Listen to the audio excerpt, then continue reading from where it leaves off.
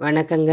இந்த மாதிரி அரிசி பையில் ஒரு சூப்பரான க்ரோ பேக் எப்படி தைக்கிறதுன்னு பார்க்கலாங்க. செலவே இல்லாமல் நம்மளுக்கு மிஷினும் இல்லை, கையிலையே எப்படி தைக்கிறதுன்னு பார்க்கலாங்க. இது நம்ம விலைக்கு வாங்கின க்ரோ பேக் மாதிரியே நல்லா ரவுண்ட் ஷேப்பாக செடி வளர்த்துறதுக்கு சூப்பராக இருக்குங்க. வாங்க எப்படி தைக்கிறதுன்னு பார்க்கலாம். இது 25 கிலோ அரிசி பை. இதை நமக்கு எந்த அளவுக்கு தேவையோ ரெண்டாக கட் பண்ணோம்னா கொஞ்சம் பேக் சிறுசாக இருக்கும். அதனால் நமக்கு ஓரளவுக்கு ஒரு பாதி அளவுக்கு கொஞ்சம் அதிகமாக வச்சு கட் பண்ணிக்கலாங்க. இதுக்கு நம்ம மிஷின் தேவையில்லை, நம்ம கையிலையே தைச்சிக்கலாம். இந்த அளவுக்கு அளவும் தேவையில்லை, அப்படியே கட் பண்ணி எடுத்துக்கலாங்க. அதில் மீதி இருக்கிற பீஸில் கீரை பையா கூட யூஸ் பண்ணிக்கலாம். இந்த மாதிரி கட் பண்ணி எடுத்துக்கலாங்க. இந்த அரிசி சாக்கில் தைக்கிற க்ரோ பேக் கண்டிப்பாக 6 மாதத்துலேருந்து 1 வருஷம் வரைக்கும் நம்மளுக்கு தாங்குங்க. தாராளமாக தாங்கும்.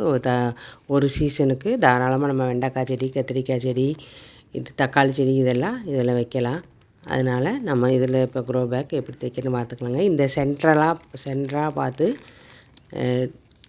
கையில் அமுத்தி பிடிச்சிட்டு இந்த ஓரத்தையும் நம்ம ஒன்றா சேர்த்தணுங்க. இது மட்டும் ஒரு செகண்ட். இந்த மாதிரி இந்த சைடு ஓரத்தையும் அந்த சைடு ஓரத்தையும் நம்ம ஒன்றா சேர்த்தி பின் பண்ணிக்கலாங்க. இது மட்டும் கொஞ்சம் கை நழுவாமல் ஃபஸ்ட்டு ஒரு விரலில் அழுத்தி பிடிச்சிட்டு இந்த ஓரத்தையும் அந்த சென்டருக்கு கொண்டுட்டு இந்த மாதிரி கொண்டு வந்துக்கலாங்க.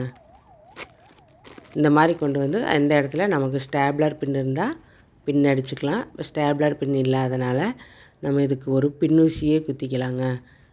அது நகராமல் இருக்கிறதுக்காக, அப்போ தான் நம்மளுக்கு தைக்கும்போது அது நழுவாமல் இருக்கும். அதுக்காக வேண்டி இப்போ இந்த இடத்துல நம்ம ஒரு பின்னூசி குத்திக்கலாம். நல்லா லேசாக இருந்தாலும் நல்லா பை நல்லா கெட்டியாக இருக்குங்க, நல்லா தாங்கும். இதை வச்சே நம்ம தாராளமாக செடி வளர்த்தலாம். இந்த மாதிரி பின்னூசி குத்திட்டோம்னா தைக்கிறதுக்கு நம்மளுக்கு சௌகரியமாக நழுவாமல் இருக்கும். இப்போ இந்த நேர் ஒரு தையல், நம்ம வீட்டில் தையல் மிஷின் இருக்கிறவங்களா இருந்தால் அதை அப்படியே பிடிச்சி அது நேராக ஒரே தையல் போட்டுக்கலாங்க.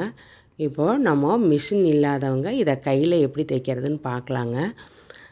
இதுக்கு நம்மளுக்கு நூல் பூக்கட்டுற நூலே போதுங்க. இந்த நூல் நல்லா தாங்கும். குப்பையில் போட்டாங்க கூட, காய்கறி கிளி உரத்தில் போட்டாங்க கூட அது மக்கறதே இல்லைங்க பூவோடு போட்டால். அதனால் இந்த நூலவே நம்ம எடுத்துக்கலாம். கொஞ்சம் பெரிய ஊசியில் கோர்த்துக்கலாங்க. கோர்த்து ஒரு 2 இதாக கோர்த்துக்கலாம்.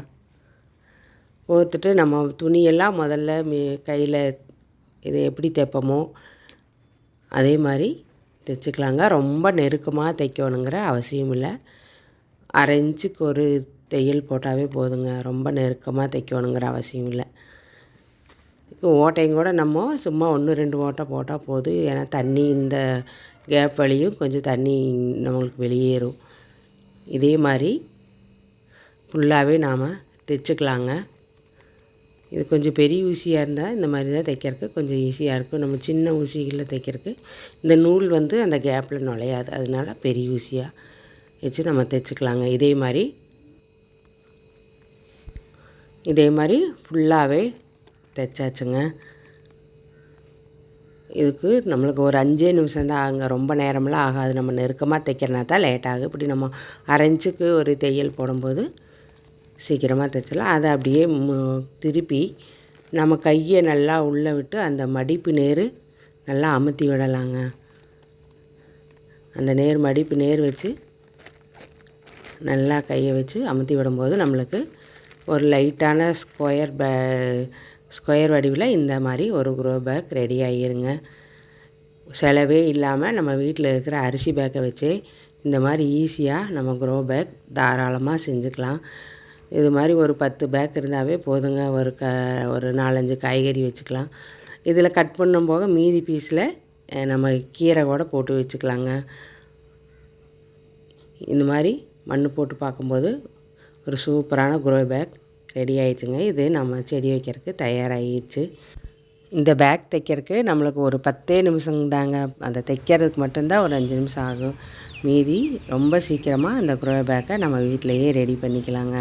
இதே மாதிரி அரிசி பை கிடைக்கும் போதெல்லாம் எடுத்து க்ரோ பேக் ரெடி பண்ணிட்டோம்னா நம்ம தாராளமாக செடி வச்சுக்கலாம். இதில் ஒரு வெண்டைக்காய் செடி இப்போ வச்சுக்கலாங்க. இந்த வீடியோ பிடிச்சிருந்தா லைக் பண்ணுங்கள், கமெண்ட் பண்ணுங்கள், சப்ஸ்கிரைப் பண்ணுங்கள். இதே மாதிரி நீங்களும் க்ரோ பேக் வீட்டிலையே தயார் செஞ்சு செடி வச்சு பலன் பெறுங்க. நன்றி.